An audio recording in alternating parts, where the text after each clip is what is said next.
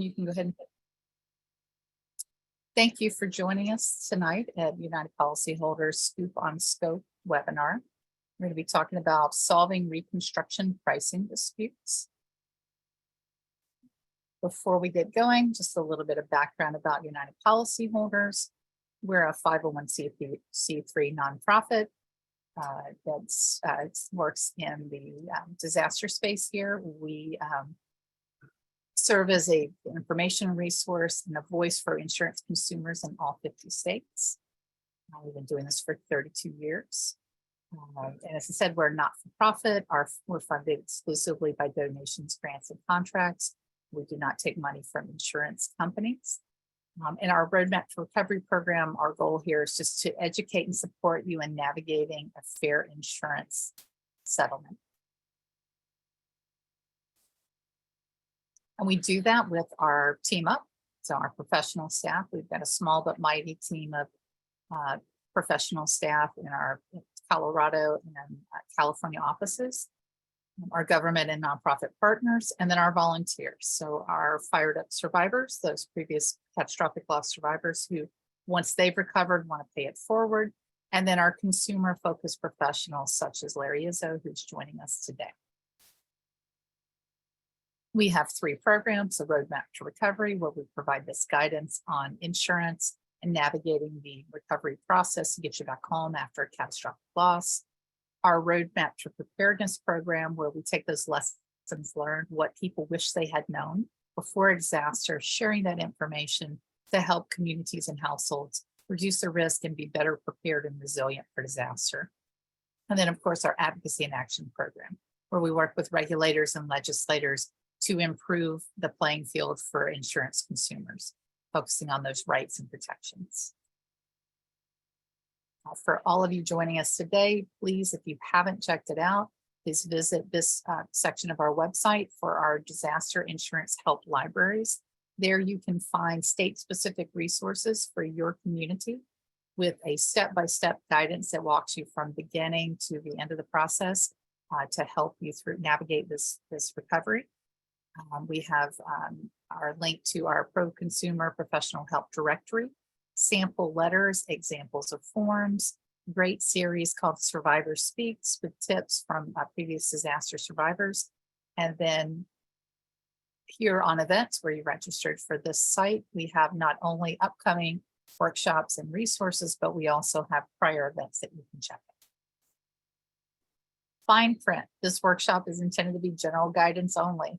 We do not endorse or warrant any of our sponsors or speakers at our workshops. And be aware, our speakers today are volunteering their time as educators. So we're very appreciative of the fact they give up their time after hours to make sure that we bring you the best information we can. Caution to everyone, recovering from a disaster is a marathon, not a sprint. This process takes time. It's a very complex legal negotiation. And so you just, as much as you want it done, take your time, make good decisions, and do your homework on this. Joining me today, Larry Izzo with Scope Writing Services, LLC, and then Annie Barber, who's on the UP staff. She's our Roadmap to Recovery Coordinator and also a 2017 Tubbs Fire Survivor. And actually, let me go back here for a second. So we're going to address the address the slides as we go through. Larry, Annie, anytime you need to interject or clarify, add a comment, a caution, please don't hesitate. I'm going to keep this a little free flowing here. So I'm guiding content, not guiding the conversation. Okay. Okay. All right. And let's get going here then. So we're going to first talk about the Scoop on Scope. So this is focused on your, a little bit of background, right? So Scoop on Scope is focused on your coverage A, that dwelling coverage. That's the big ticket item in your policy. And so you want to, if you haven't already done the math, you want to know your limits, right? So your coverage A is that main dwelling. So you're looking in your policy to see if you have extended replacement. It could be 10%, 25, 50, 100.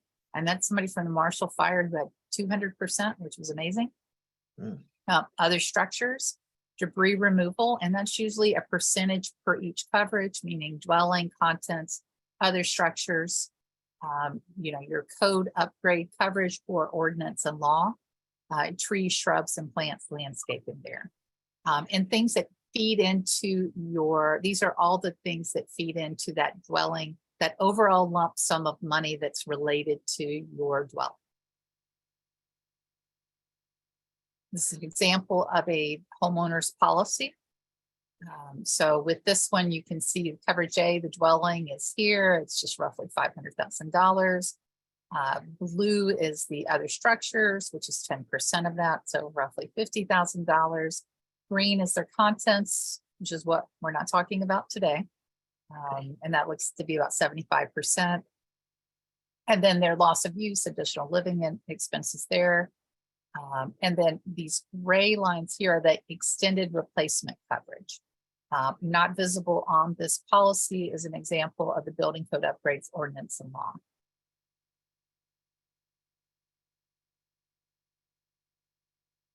Okay, and then this example takes really simplified math to just lay it out.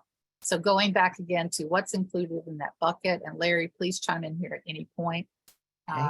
You're looking at your dwelling. So, that extended adds in with the debris, your trees, your shrubs, other structures. A lot of people do put their contents on their rebuild. But that's basically in a nutshell what you're looking at for when you're looking at that scope of loss to replace your house, all the buckets of dollars that you have.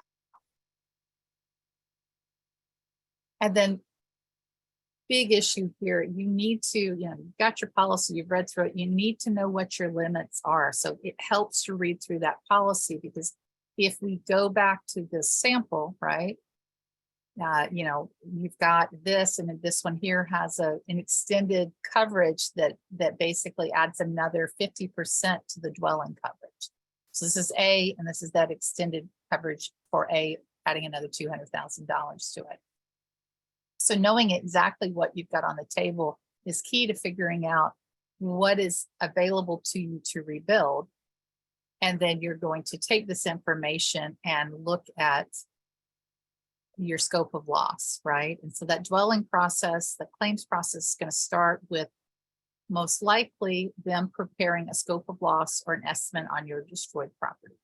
Usually an Xactimate. Larry, that's a fair statement, right? Oh, yes. Well, they have to come up with an undisputed payment within a certain amount of time, if I'm not mistaken, correct? After you Yes. file your claim.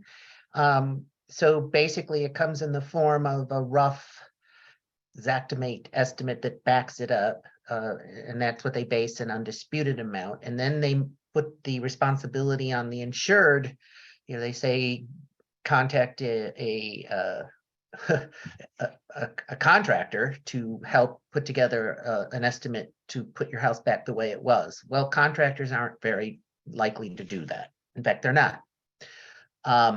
So and contractors typically don't use Xactimate unless they're specifically a restoration contractor, but many of them really don't know how to use Xactimate properly. In most cases, there's items unique to an individual dwelling. There's no line item in Xactimate that adequately captures it, or Xactimate isn't an exact science. Oftentimes it's proved to be low in different categories, such as electrical or framing. So the best way to do it is to quantify it. In other words, get all of your square footage, lineal footage, etc. And then what we like to do is run it by a contractor that the insured is considering engaging to rebuild their home. And we like to have them review our estimate, and we can adjust prices or supplement it by, say for example, framing. The contractor looks at it, and with his experience in building homes in your area, this happens more than it doesn't. They'll say, well, framing's low. Okay, well, that's a general broad statement. How do we fix that? Well, we could do a couple of things. Xactimate allows us to do what's called a scope only report that gives quantities.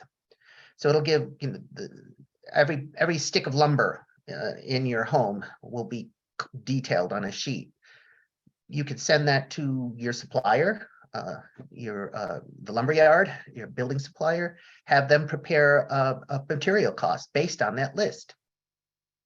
And then the contractor we could include that in our scope as that reflects actual costs. And then the contractor can also modify and add labor hours to get it up to where it's supposed to be. Right, and that So- includes the materials, the quantities, that range of work, right? Right, but step number one is quantifying it, and that's what we do. Because they don't want to go through the minutia of gathering what it takes to rebuild this home, but if they have the quantities, they can give it to the lumberyard, they get a price for the materials. And then contractors generally just give you a ballpark cost per square foot for various levels of home. If you have a typical home, they'll say, oh, $200 to $300 a square foot. If you have a median, like not a high-end home, but somewhere semi-custom, I should say, that could range $400 to $500 a square foot. And then custom, homes with the bells and whistles can be in up as far as $700 or even $800 a square foot. Right. And then, So- and going back to your point there on that third bullet, the scope of loss is very different than that bid from the contractor to replace your home. Absolutely. Let me go ahead and hop to the next slide, because you've actually touched on a fair bit of this. So it's that detailed line item breakout, and I'll show an example of that in a minute. Mhm. So it's not just the items, it's the services. So it's the quantities of the materials, the services to provide that, all of that has to be baked into it. And that thorough scope is going to detail each room, right? To do exactly what you said, avoid lumping items together. I remember my first scope of loss I saw in 2007 after the Witch Creek fire. The gentleman shared it, we were looking at it, and being a general contractor's granddaughter, I looked at his countertops and cabinets and just the interior doors, and I'm like, how big was your house and how many bathrooms did you have? And so he rattled off what he had, and I'm like, well, you've got enough for two half baths here. There's no kitchen, and I'm pretty sure, if you had this many rooms in your house, you should have more doors and windows. Correct. Not even a contractor, but I could read that and see, because it was all lumped together. And so here's an example of what that might look like.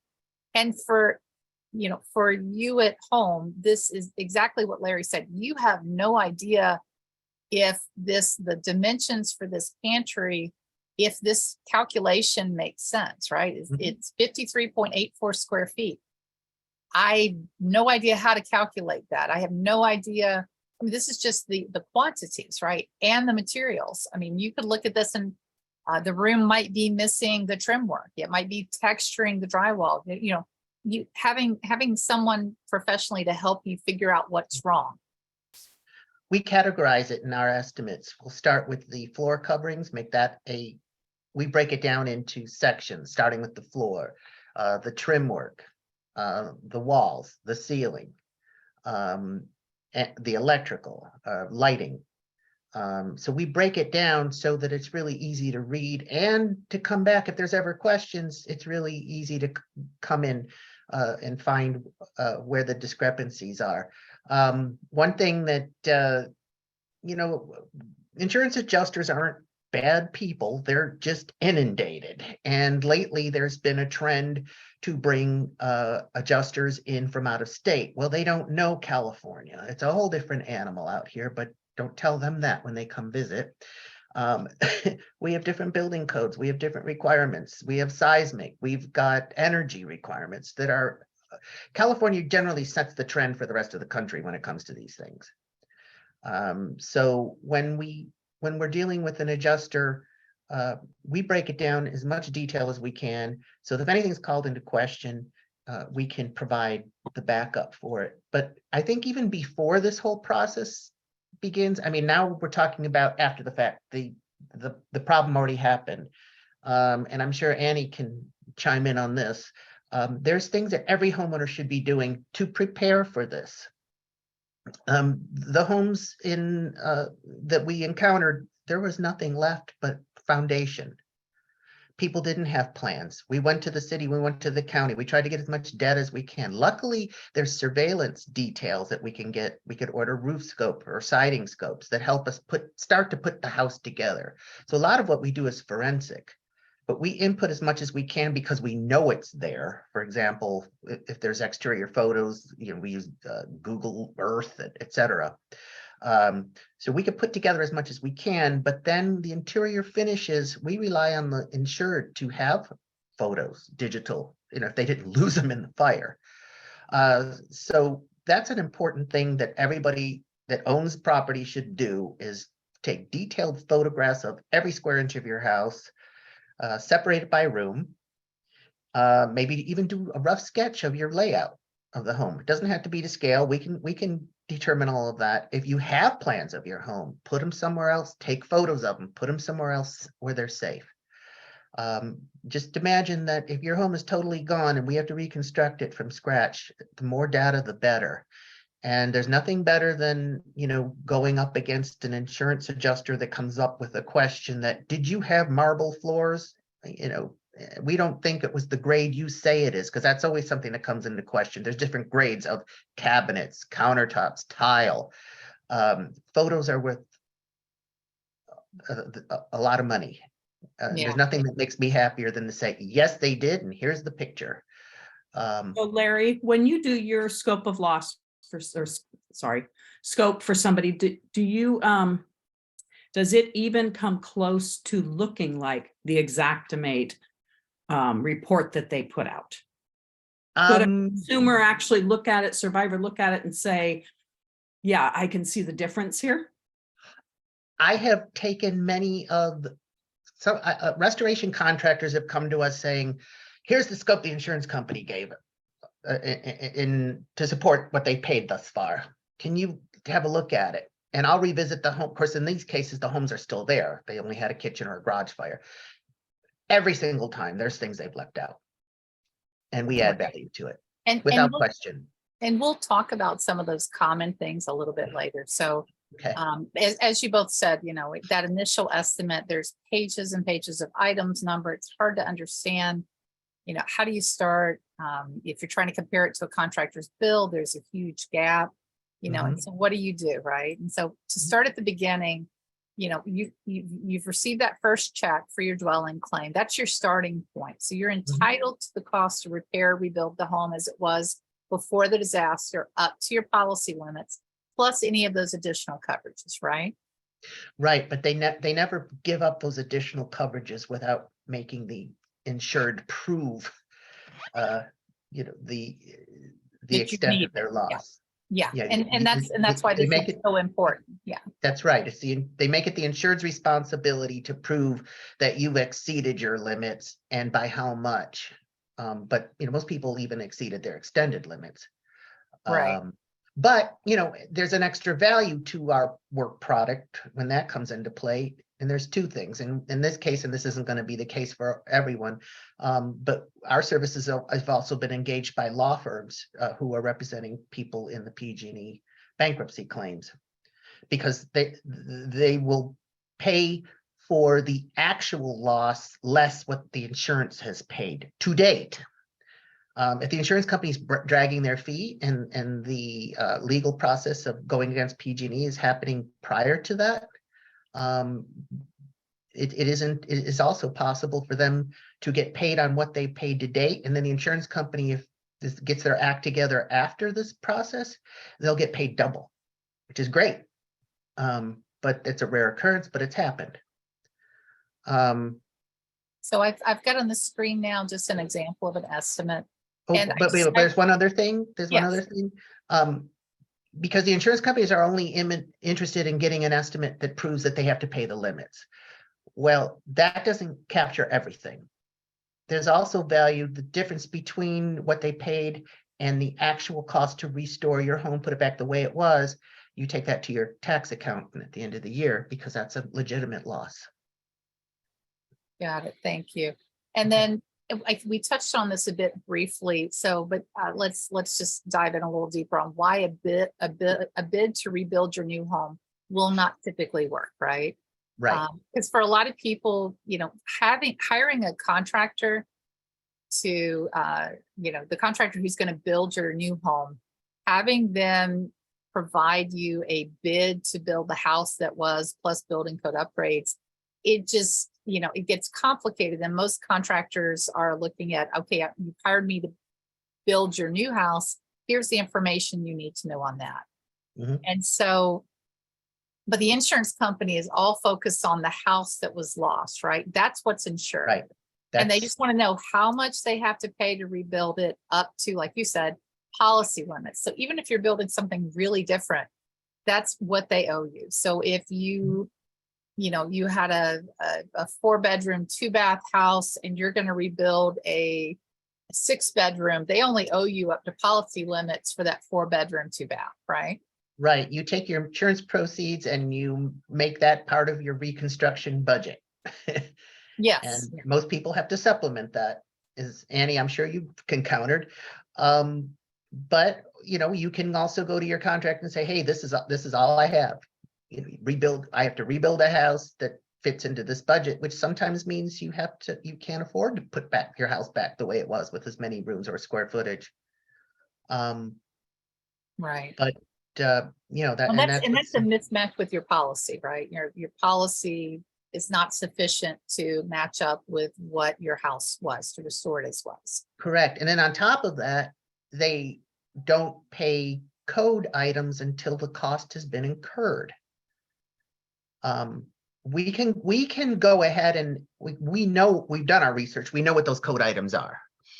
So we'll do a separate code estimate based on putting the house back the way it was, just in hopes of collecting that money sooner rather than later, or giving the insured ammunition to go after it. However, most cases, people aren't putting back the same house that they lost. But Right. But but you can they- take this example with the windows here. And if right, you look at it, you're like add on for low E glass, right? right. You know, and so if your house was built with single pane windows, Mhm. you know, that estimate that you're providing, that scope of loss is going to say, here's what you originally had here, and then here's each component to bring it up to Up to code, correct? Yeah. right. And a Right, and then you have to contract- credit back the difference of what has already been captured in the original dwelling estimate. So if say the original dwelling had single pane windows and your code estimate, you know, to submit for code payment has dual pane, you had to put the cost of the dual pane window, low E glass, and then under that, you had to put a line item to credit back what was already captured in the dwelling estimate, which adds a layer of you know, of detail to that and confusion, but it has to be done that way to be legitimate. Right. And this is that apples to apples we're talking about. Correct. So let's go. So our guidance generally is you're going to start with that scope you've gotten from your insurer. You're going to fix it to accurately reflect what you've lost. Mhm. So you're focusing on the details, just like you said, and that's the most important thing because those details are where it matters. And Correct. we're going to touch on this information again a little bit later from the standpoint of working with professional to, you know, shape that. But, you know, this is these are the points we've identified that, you know, you need to provide as much detail as possible. Mhm. I'm surprised that people find rooms are missing in their estimate. I'm not. I had a case where they had the wrong house.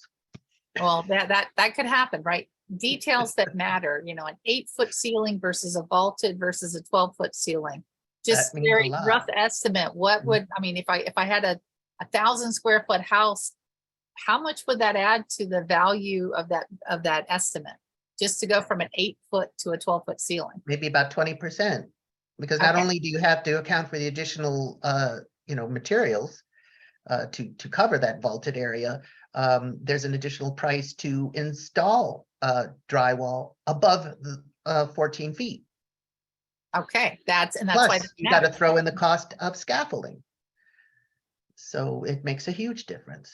And that's the kind of things that that we prize in pride in someone like Larry, because as fire survivors, first, we don't have the bandwidth to learn all of this, nor the time.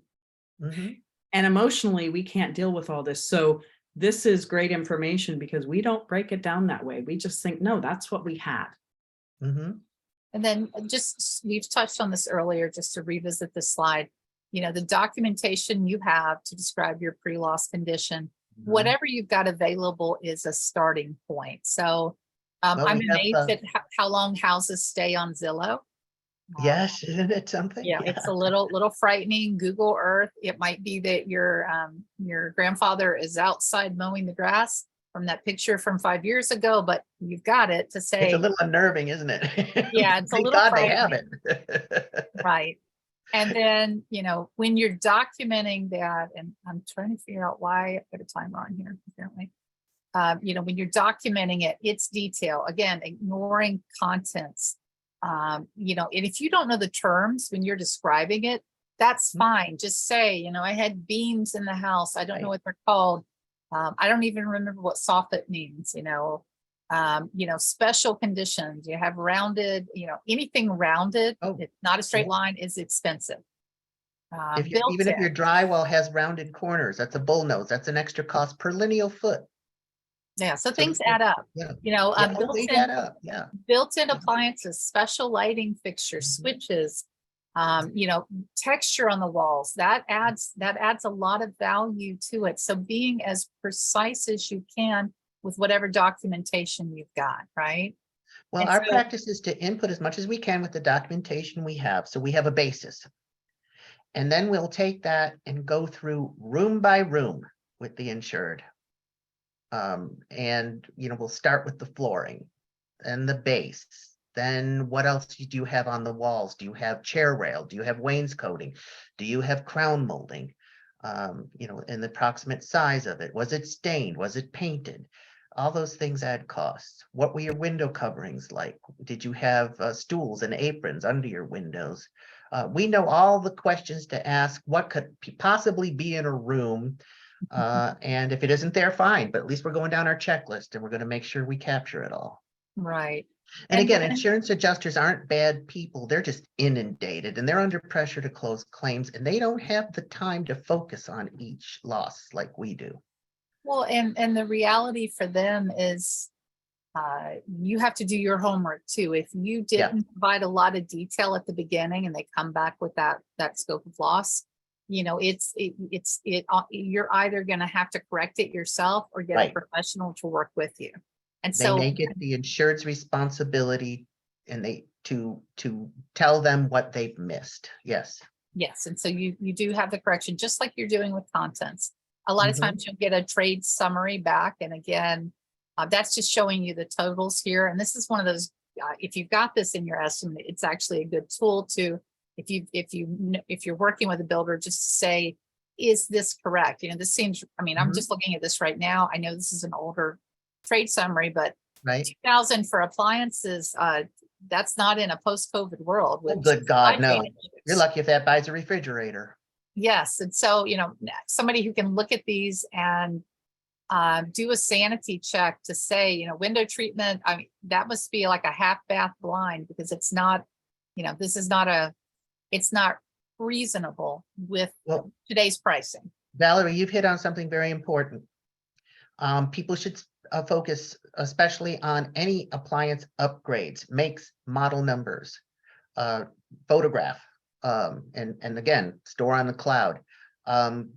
Because even if they know the make and model number, they're entitled, and if that's not made anymore, they're entitled to the next best Quickly. thing that's available. But if they give that information to us, we'll research the price. We'll take the spreadsheet, we can get it online or from a store or what have you. I'll take a photograph it, I'll scan it, and I'll include that along with the line item in my estimate. So they see it. We had a Viking range. This is what it cost. Here's current documentation of what it's going to cost to buy it now. End of story. You're done. You're covered. So Right. what does content manipulation mean in this? That means if you go in, say, for example, the house isn't completely burned down and you need to take out what the Pack out. contents, like furniture, pack it out, correct. There's a cost per, per room, or I think it's always best to get a bid to actually do it from an actual pack out company. Xactimate has line items, but it says, for a large room, for a medium-sized room, for a average bedroom, bathroom. Okay, we can use that, but if you have more, a bid from an actual pack out contractor, we'll scan that and plug it in. That's your safest bet. Thank you. Sure. Got it. And so just gonna jump here. So if you're not rebuilding your home, but you're buying just, Replacement. yeah, you're buying a replacement home, you still need to reach an agreement with your insurance company on that dollar amount it would theoretically cost if you did rebuild the exact same home that was That's the destroyed. basis of what they pay you on, correct? Exactly. So again, reiterating that, even if they're telling you come in with a bid for the house you're going to buy, you still, you don't know how much money you have until you've reached an agreement with them on what they owe you for the house. Well, in addition to that, if the house you're buying is say it's less than what your limits are, the cost to say the house you lost had a big deck or patio and the house you're buying doesn't, but you want to put one in. Well, you add the cost of that, you get a quote to put those items in. Compare it. Yeah. And you do need to get paid for that, as well as say you're building a replacement structure, your existing, which is a different home, obviously. That home's going to require code upgrade items. They're going to require, wildlife urban interface items, covered enclosed soffits, spark-proof vents, fiber cement siding that's flame resistant. All these things are going to be required. Well, your original home didn't have that. Chances are, if it did, it may not have burned, but it's going to be required. And when you get the plans, approved set of plans for your replacement dwelling, we'll go through that and we'll identify the things that didn't exist in your home that you lost. And then we develop a code estimate that captures those items, fire sprinklers, solar, outlets for electric vehicle, Title 24 energy compliance, the dual pane windows, insulation, seismic items, larger footings, framing hardware, shear walls, things of that nature. That all needs to be captured, even if you're not putting back the same house, which 9 times out of 10 people don't. Right. And so this is the California code specifically for the folks online today who are from California that protects your right to that. If you're in Colorado, and you're buying a replacement home, as I think Annie said earlier, California tends to lead the way and be best practice. So you can make that case there. But well, if you're again, in Colorado and you're building a replacement home, obviously you're going to need plans and an engineer to submit to get a permit. The engineers and architects know what code is, and they're expected to capture that. That's what you're paying them for, and incorporate that in their plans. So that, once you get a permit set, if there's anything included in there that wasn't in your home, and we know what to zoom in on, that constitutes as a code up item, and it needs to be quantified. So Right. Larry, on a home that was built 50 years ago, and it's now in the WUI, and you're required to build to those standards, does that go under your dwelling or your code upgrades? Code upgrade. Okay, that's a good piece for people to know. So say for example, you had redwood siding, but now you got to go back with fiber cement. Yeah. Well, the difference between the two is what they owe you. Thank you. Sure. and then so this is just a checklist of if you're buying the replacement home, what you would go through. I will qualify here that you have the option to rebuild if your house was totally destroyed, buy, or you can rebuild elsewhere, but that gets complicated. Again, you're gonna have to go back to they only owe you for what you had. I mean, I know a couple of the 2000 and teens fires, early 2000 teens, people were building elsewhere because they didn't want to Mhm. build in Wooey again, but they did want to Mhm. build a place their home. Mhm. So we're gonna stop for a second, take a deep breath, everybody. Let Larry get a drink of water. Okay. Thanks for reminding me. And then Annie, if there are questions that come in the chat, if they are relevant, just go ahead and get them and make sure we answer them. I know you're already doing some of that, so. We have absolutely no questions in the chat. All right, well then let's let Larry swallow here and we'll go to common problems. And so Larry, these are actual real examples. So when we're talking about things, usually Yes, off I'm those glad you're exact bringing dates. this up because I was Yes. going to hit on it. Yes. Insurance companies love to zoom in on these items, project management, supervision. If we add labor hours to anything, that's when they look through our scopes and they're trying to cross out things to minimize their exposure. That's what they zoom in on. Right, and so you typically won't find this included in there. You will find them in our scopes. Right, but not in the what's provided by an insurer. So No. for these things, these are things that Larry makes sure are included, but you as a homeowner will probably not find in your Xactimate. This is like the ideal scenario is if in the process of replacing your home, you've identified a contractor for us to work with. Because if we want them to be comfortable with our numbers too. And ideally, if you plan on engaging them to build your replacement home, we like to ask them to look over our estimate and we ask their permission to put it on their letterhead because that 100% complies with what the insurance company is asking you to do. Find a contractor. We're an independent estimating consultant. The contractors can hire us to prepare estimates in Xactimate format.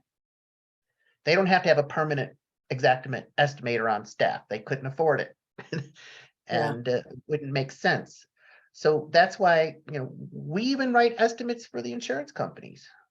Usually only when they've, made a egregious error and need to get it right in a hurry. You're So fixing it, yeah. Rachel has a question of how are the soft costs covered? The architect, engineer, permit fees, is that in the scope of loss? Yes, yes. And basically, if you're going to rebuild your home, you're going to need an engineer, you're going to need an architect. Mhm. You're going to need permit cost of permits, inspections. Okay, starting with the engineer and architect, we asked that the insured get a proposal. And that'll give us a dollar amount and the proposal to back it up. And we include that. Now, the other option, if you don't know, we can always say as incurred. And then further down the road, once you get the actual bill for it, you'll submit it for payment or we'll add it to our scope, resubmit. The other things like permits, basically you just save all your receipts for your inspections, your plan check fees, your permit fees. All of those things are paid as incurred. But if we work with a contractor and he knows what they typically cost, we'll put in a number and we'll put in a note that this is based on typical, a range that we're currently experiencing in this area. So we're not, we're plugging in a number, but we're explaining how we arrived at the number. We Right. try to put in as much as we can the first round because we want them to pay as much as they can as soon as they can. So we like to, minimize the as incurreds if possible, but it's got to be based on some actual, either historical data of a home of similar square footage in that area or something of that nature. Right, Now, and Larry, you mentioned these earlier, like material costs, lumber and concrete are usually incredibly underpriced on. I Xactimate, yes. And the same with the trades. So electrical, plumbing, roofing, they're going to be under, and then they're not accounting for that surge. And then this is one. Oh, that I that's a whole other, that's a whole nother ball of wax. Yeah. Right. And then the per diem for crews, if you live out in a rural area, you Mm-hmm. might have to have that roofing crew out there for 3 days. That's going to be part of their price to That's be right. out there. Otherwise, they, if you're 3 hours out from them, you don't want to have to pay their travel every day. They want to be there to get the work done and get out. As well as material and equipment delivery. Oh, yes.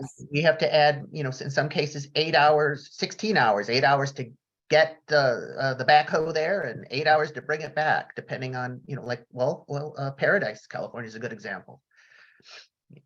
When you do this scope of loss, Larry, and then you find that the lumber goes up Mhm. quite a bit, and you Mhm. still have some room in your policy, will they work with that? and Yes, add but that we on? have to substantiate it. That's when I do my scope only report that details, how many 2x4s of what length, how many beams. I mean, it's exceedingly detailed. And the contractor can take that to a supplier and they could bid it out based on that list. But And- remember the pantry with the 43 point whatever square feet, right? You're Correct. taking, you've got the 2x6s or whatever for every room. You'll have a summary that'll have all of that, so you could easily get pricing. Yes, it's just the hard part of doing an estimate is quantifying it. But if you can give somebody a list and say, hey, just price this out, that's a whole different ball of wax. Well, And those numbers are very useful. Let's switch gears for the partial loss. So for those folks, again, quantifying it and getting it right is key. So Wow, I'm impressed. You included this paragraph. Thank you. I'm sorry, I didn't mean to interrupt, but that's no, but it's important, right? it is important because you got to match the level of new to existing. Yeah, so the evenness of the wall textures, Yep. the wall surface, right? Yep. And if you're painting with dark colors, it might be 4 coats of paint to get it, Correct. to get what you had before. And Yep. Annie, you had mentioned contents manipulation. This is, it can be, it's not trivial to do any of these things, right? Just to clean your fans, your light fixtures, all of that, any repair work. These things are these are the most common things we hear are missing Mhm. from partial loss, those scope of losses they would receive from the insurer. They'll throw in a cleaning laborer or cleaning technician for so many hours and call it good. Whereas we'll go through each item, clean the faucet, clean the sink, clean the countertop, clean the toilet, clean, light The fixture. built-in bookcase, yeah, whatever it is, yeah. Yeah. So we'll get down to the nitty gritty, and it sounds daunting, but it really isn't. You just go It's through the room and Yeah. pick it up. It's Yeah. not that hard to do. All right. Well, all right. So let's talk about you provide us. All right. So either the consumer has corrected theirs working with a contractor, or they've hired a professional to do it. So what happens next? And I know for you, Larry, you do this day in, day out. So the insurance company is going to review it. They may or may not accept it. What does that process look like from your end? What's How would been that translate to a interesting, homeowner? and because we've done so many, the insurance company has been farming the review out to building consultants that work for the insurance company. They'll do a spreadsheet commenting on the line items of our scope, in an attempt to cut down the cost. Well, because we've done so many and we see the reports from these entities, we'll take one look at them and said, well, isn't this interesting? This spreadsheet for this house is the same that you've done for this house. And you're charging the insurance company to cut and paste your notes. So we blow through their credibility pretty quickly. So Larry, in the chat, there's a question. Does the Xactimate program account for construction waste in its material takeoffs? Yes, it will for roofing. You put in an extra 15% for floor covering, carpet pad, tile. Yes, it does. And I think you just answered, but what about varied labor rates as these differ from county to county? Well, that's just it, you know, that they don't get it down as specific as they should. For example, if you do work in southern Marin County, well, guess what? That's the same price list as Santa Rosa. Well, we know everything in southern Marin County is more expensive, and every time you do something there, everybody's up in arms. We plug in the zip code and it assigns a price list per zip code, and they're updated monthly. But they're not as specific as they need to be. So you do have to be aware of that and make adjustments accordingly. And the way you make adjustments are by getting bids based on the quantities and the level of quality of the material. Now, sometimes the insurance companies will do what's called an ITEL report, and it's an independent third party. It's fine. Knock yourselves out doing it. No problem. Well, you'll take a sample of the flooring or the tile or the countertop, the granite, what have you, and they'll send it out to an independent testing lab, and they'll come back and tell us, you know, this is the cost per square foot or lineal foot, et cetera, of this material, if it comes into dispute. So if you're making improvements on your home, it's also a good idea to record the product that you're using. So that Again, in the cloud too, so that you have access to it. Correct. But another thing, if I may, is it appropriate to talk about demand surge at this point or no? Actually, yes, I was on one of the earlier slides and I glossed over it. So yes, entirely appropriate. Okay, so in the case of a major wildfire where several thousand dwellings have been destroyed and everybody's scrambling to rebuild at the same time, and then you throw pandemic into the mix, the cost of materials and labor is all going to go up. Now, they make it very difficult to substantiate that, even though most of the policies have a clause that specifically states in the event of a wildfire, demand surge is covered in the policy. There's typically language for that. Not that I'm supposed to know that, but how could I not? Because we're asked to substantiate it. Well, using Xactimate, we've noticed month to month, say your date of loss is October, but you haven't broken ground yet. So we're using the price list as of the date of loss. We'll say you're not able to break ground until October of the following year, which is not unheard of in the least. Well, then we'll reprice that estimate using the projected or the price list from a year later, and then you could take the average increase of all those months, use their own tool, say it goes up 3% a month, then we'll say, okay, well, they're not going to be able to build and finish this for another 7 months. So we're going to add that 3% going forward. And there's your demand surge. Or you have to go through the nitty gritty of taking those costs and materials and labor and getting them all repriced by sending out those scope only reports and getting current pricing, just to prove to the insurance company that yes, this is the demand surge, it's here, it's real, and here's proof of what it is. But I think we saw some of that with COVID, especially in 2020, but all of the disasters since. It's prices were far beyond what anybody would have expected per square foot. And part of it was just builders were like, I have to figure out how to build. I need a whole new team. Those original prices that came out the door were incredible.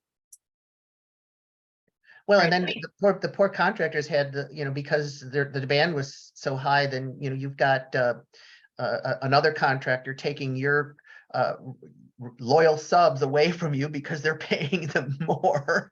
Yeah, bidding wars for labor. Yeah. It was. Here's another one for you, Larry. We have a partial loss. We hired a PA. The PA had us notarize a scope of loss, proof of loss. The PA said the insurance company has a set number of days to accept or deny the scope. The notarized document and supporting documentation has been submitted. Insurance Adjust sent questions regarding the documentation. Okay. Does this count as responding to the proof of loss? How long will this process take? there's a very large gap in scope and cost. See, that's an insurance related question that I'm really not supposed to get involved in. Okay, fair However, enough. So that I would push that to your Department of Insurance, okay, quite honestly. yeah, Because that's who you would be complaining to if it were not. But if you've hired, if you've hired professional help, your PA is going to be the one hounding them, correct, Larry? yeah, exactly. If you hired a PA, then he should be on it. That's his responsibility to advocate on your behalf for. Right, But the PAs rely heavily on us to provide them the actual proof, the smoking gun, the substantiation. So right. yeah. I want to touch on this, before we jump on anything else, I want to jump on this Colorado insurance code that, it outlines basically their responsibilities and your rights in here. So talking about paying the insurers are required to pay the prevailing competitive market price for the geographic area that the loss incurred. And because in Colorado, depending on how far you are away from the metro center, it gets more expensive the further out you are. And then, they can't require that you use certain people. So this is important if you're in Colorado. We did hit a California law earlier, and I wanted to make sure that we touched on that. Well, And then- Xactimate is supposed to divide it up by zip code, but as we all know, that doesn't adequately capture, the additional cost to deliver materials, like you said, per diem.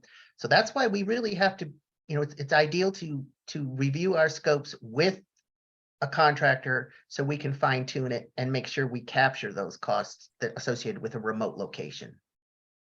Right. And so this is going back to moving forward. How can you close that gap? Right. And so, you're focused on, you providing those written estimates from a builder, setting up a face-to-face between the contractor to reconcile the pricing scope, or hiring a professional like Larry's group that can provide that independent scope of law. Because again, the dollars are in the details, right? That's right. Is it complete? Are the prices accurate? Are categories missing? Are the details correct? All of that stuff matters so much in this space. And, here's what you're trying to do, right? You want to agree on the cost of replacing the home, how much they're obligated to pay you. And again, you can't negotiate a settlement on the new home you want to build instead of the one you had. It is all focused on what they insured, which is the house you've had. Right. They're not going to volunteer what you're entitled to. You have to know enough to go after it. Right. And so let me, on the website, this is a sample letter requesting those claims related documents. So you can ask them how they calculated that first dwelling payment you made, how they arrived at that scope, especially if you never talk to them and they provide one. It's, I've been amazed at some of the more wrong estimates that have been received by people. And it's, oh, well, we went and pulled your tax records and based an estimate. You had the homeowner there. Why didn't you interview them and actually make it accurate? Exactly. And this is a summary of loss example of what you might see from your insurance company. When we're saying, getting those claims related documents, if they're going to tell you, oh, we paid you this, and this is what it was out of the bucket it was, right? And what it was for, so that you can keep yourself organized here. It's a good way to know what they paid thus far and what's still there to fight for. Right. And because again, you don't want to waste time fighting on something you've maxed out. You want to focus on those items that, if your landscaping has been paid out, 100%, you've got every penny. That part of your claim is handled. You're up to policy limits. You need to focus on those pieces where you still have dollars available. Right. It's all about getting the money to finance your rebuild. But one thing I will make a point of: Xactimate is horrible and totally inaccurate tool. Well, insufficient, I should say, is a better word, tool for quantifying landscaping. What we did in Sonoma County, and we worked so well with this one entity, landscape architects and designers. We'll go out and do a tree count quantify what was there, get a list from the homeowner as best we can, try to do the legwork. And we'll work in conjunction with a local landscape architect that they know the prices. They'll provide a bid to restore your landscaping, irrigation, ground cover, hardscape, pergolas, sometimes, whatever else, water features, whatever, what you may have on your site. And not only do they give you prices that we'll take their prices, put it into Xactimate, because everything has to be, but we use their document to support it, as well as photos. People don't think this is worth the effort, because it may cost you about $900 in addition to our fees to engage the services of a landscape professional to provide that stamped certified document as backup. But even some of the smaller homes, just an average property with a normal backyard, you could get into easily $200,000 to restore your landscaping, remove trees. Even if your policy says that they'll put a limit on a tree, say you have a huge oak tree, it's been there forever, you can't replace it. Well, they're going to cap it maybe $500 a tree. Right. Well, the landscape architect will give us an actual cost. And the difference is, is still of value, not that the insurance company is going to pay you for that. But when you go and have your taxes done, you're entitled to that loss. So Well, Larry, Oh, yeah, go ahead, Annie. You got the question, right? yeah, so Perfect, I'm, segue. this is a combination of an insurance question, and I don't even need to actually read the whole thing. But I think the question here really is, have you ever been able to, doing your scope of loss and someone has been underinsured, Mhm. have you ever been able to use that to move the needle and have the insurance company acknowledge that and up their what they paid you, even though it's beyond limits? Yes, Okay, yes, so there is some value in but that. it takes some legal muscle. But as we all know, when you have a case, you have to prove your damages. And our document proves the damages. It shows without a doubt, the extent to which a person may be underinsured. And then that gives the attorney the proof to advocate on your behalf. And oftentimes, like, you go to the insurance broker because he's got the expertise to make sure you're adequately insured. Well, he might drop the ball, and they have, and they do. And they've got errors and omissions insurance to cover that. Right. But they're not just gonna, we can show that you are underinsured. They did not provide you with the adequate coverage. But it's a process. And I know that public adjusters on their own, sometimes in conjunction with an attorney, or just if it were me, I'd go right to an attorney with our documentation that shows the amount that they were underinsured for. And well, they've got a good success rate. Right. So following up on Jessica's question, so very, Policy reform, right? Yeah. very underinsured, and there's the other part. Is there value in getting the adjuster's report updated to be an accurate reflection of the details? Does it matter, right? And you're typically not using your adjuster's estimate or scope of loss for tax purposes, for example. No, because it doesn't reflect your actual loss. Right. And so you might all they care about are getting you to your limits, and then they're done. We'll write you a check. They fulfilled their obligation, and they're on to the next one. Yeah. Now, some people will use that for their loss, as far as tax purposes goes, because they either don't have the money for professional help, or it's close enough that they feel comfortable because of, how they're going to handle a catastrophic loss on their taxes. Sometimes, we like to get in there first if it's at all possible. Say it's a typical house fire, tree falling on a house sort of thing. We like to get in there first. We're an independent third party. I'm more than happy to share my live ESX, is the term, file that they can take. Uh, is- Fortunately, we've been doing this long enough that our name is known and we're a trusted source. Not all insurance companies, adjusters feel comfortable with that. Some of them are, they're strictly required to go out and develop their own scope. Some of them bring their computers and do it right while they're there, which I can't imagine being accurate, or, being on a site and measuring and inputting all in the same afternoon. That's just not possible for a human to get it accurate under those circumstances. Yeah, unless they But were they're a under pressure to contractor do in a that. previous career, right? Right? Yeah, Right. and you will find some of those, but it's knowing the skill level of the person doing the data, which is, again, goes back to those details, right? The devil's in the details. The more detail you give, and don't just do it on a phone, do it in writing, send it as an email, so that if it's not included, you've got a basis to go back and say you do need to correct it. But Yes. getting those details so that you can get as complete of one as possible. I'm gonna hit the slide on lessons learned. I know Annie's got another question.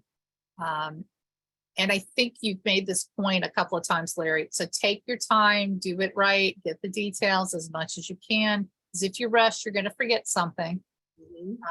This second bullet, just to be really frank, when we say if it makes sense for you, that might be if your mortgage has just a very little bit left. Annie's was nearly paid off, and so it's just not a lot of money. But you don't want to take 200,000 out of your or 400,000 out of your insurance claim and pay off a mortgage that you need that money for rebuilding. So I just want to make Correct. sure that you understand what that guidance means. You're going to document everything in writing. You want to keep copies, email yourself. Adjusters tend to want to call because it's faster for them. If they don't follow up with something in writing, follow up with an email. Thank you for your call, blah, blah, blah. Memorialize it, put it in, yes, absolutely. Yeah, and asking for specifics in when you've got a denial or a question, provide specific information, ask specific questions. Well, if you had, for example, that's a good point, Valerie. If you're in a conversation with your adjuster and he makes certain statements and promises, or, says he's going to follow through with something, jot it down in an email, send it back to them with your claim number in the title block and say, this is what we agreed to. Please confirm that it is. Yes. Yeah. And if they don't, well, that's still Go up the documentation. food chain. Yeah, That's you confirmation. documented. Yeah, in case you need professional help, or you need, you're going up the food chain. Sorry, not the food chain, the management chain Right. to a Oh, supervisor. and many times people have an adjuster that they're just not able to work with, or is not being cooperative, or isn't responding in time. We're always reminding people, you have every right to ask for another adjuster. Yeah. This is a combination question. It may be more Valerie than you, Larry, but State Farm is rejecting estimates. They're only wanting to pay when we are under contract. So it feels like getting a landscape estimate will be rejected. What would your advice be? You're asking Valerie? I mean, I'm asking. I've never had that be the case. They've paid based on it, but of course, in the event of the catastrophes, everybody's over limits. So they're so far over limits that, there's no hesitation once we provide documentation. So I guess it depends on how much money they have in the landscaping bucket to begin with, and Correct. whether it makes sense to get that estimate. Well, it does for two reasons. Just first of all, to make sure you've captured it all. And then, like I said before, oftentimes policies are written to put a cap on a tree. Your tree might be worth $30,000 to replace one tree. Easily, it could, but they're only going to pay $500. So, yeah. Yeah. Got it. All right. Well, Carolyn, are you able to share your screen? We actually, one of our resources is our Ask an Expert forum, that you can pose a question and get an answer. And We actually had a question I, about, I can share my screen and then I'll also post the link to this question in case, because it's a little bit long. I don't know if we want to spend time for everybody to read it right now, but I'll go ahead and share. yeah, I'd love to share it. Just, it was such a capper for today's workshop. And then we had the question and the answer posted on the website. And so Carolyn, if you'll go ahead and share.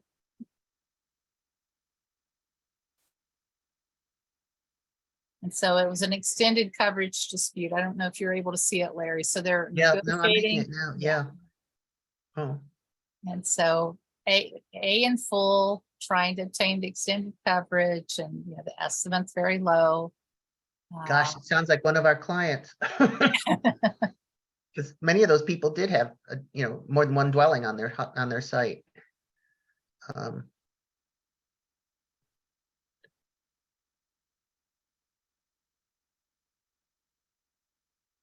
And so we've got here we go, the classic situation, as Larry said, the insurer is not accepting the construction realities in a California mountain region.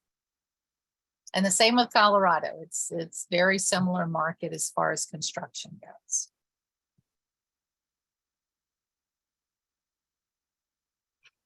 Well, again, this is why we like to work in conjunction with the contractor that's going to do it, so we can account for the site specifics and the you know, logistics of a site.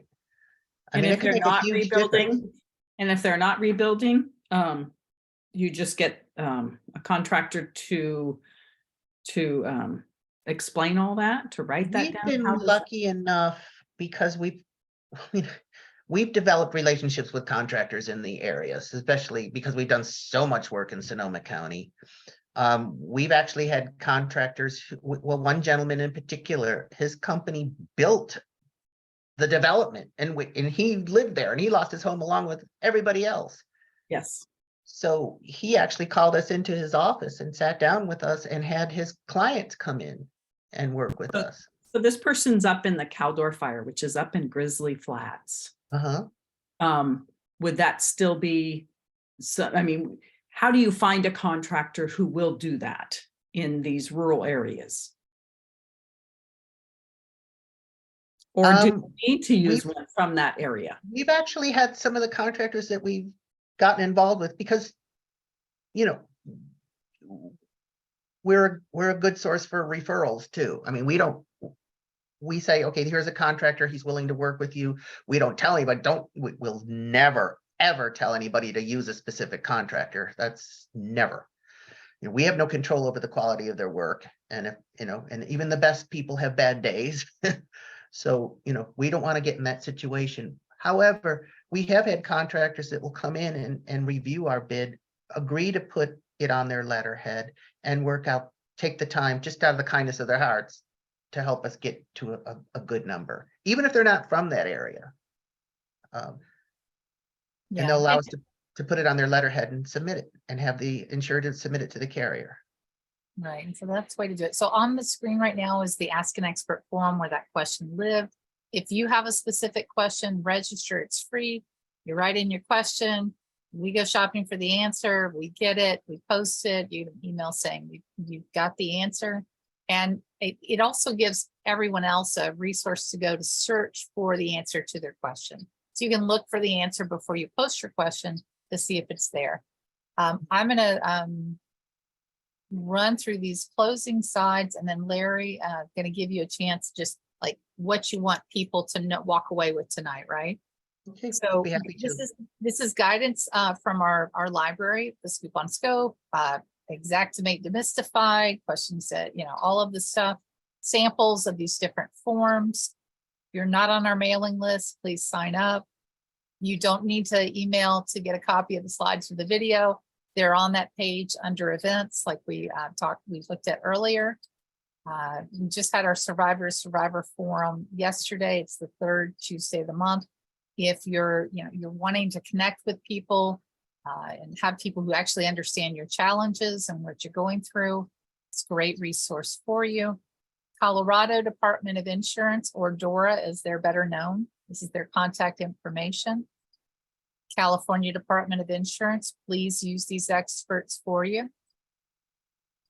This is where to register for upcoming events. Again, that events that I told you about, view the recordings and the related materials. We are not doing a pricing party this Saturday. That is from January, but we will do one next quarter.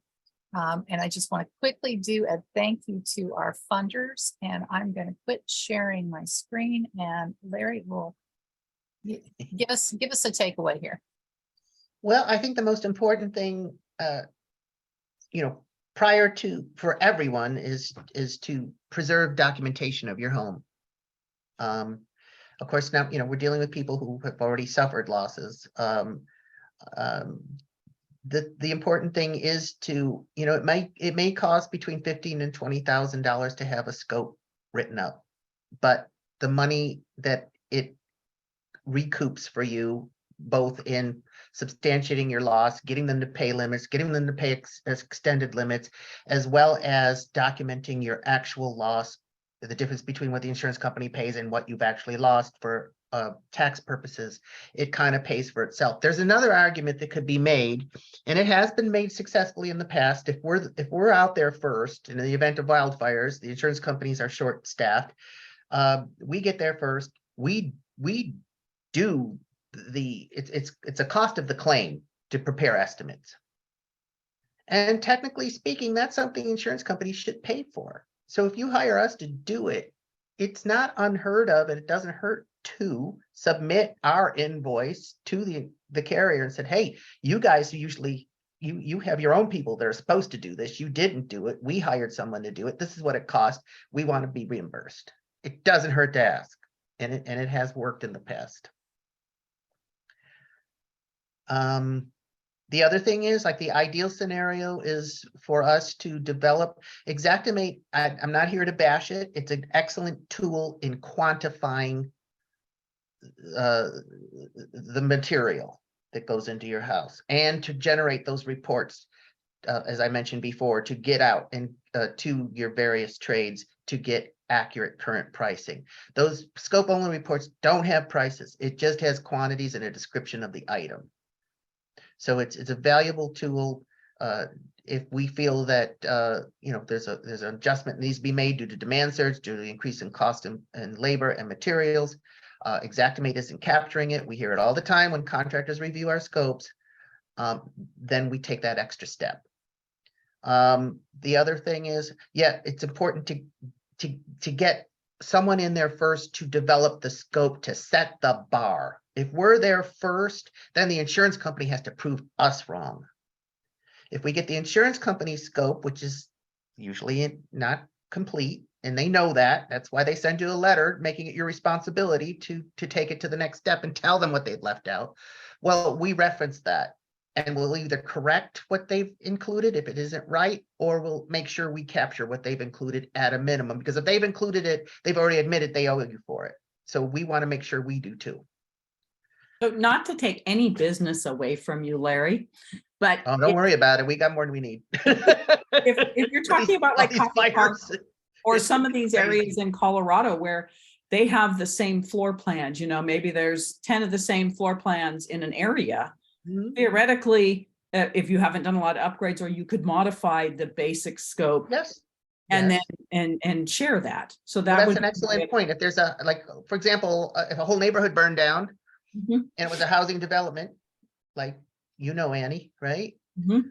You're going to have maybe every third house is going to be the same floor plan, but over the years people make changes, and so it just boils down to interior finishes that may be different, that we have to make sure we accurately capture. But yeah, I mean, that is a cost savings that could be realized.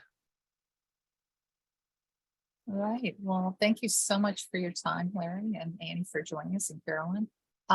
Any other, I don't see any other questions. So with that, We do work in other states.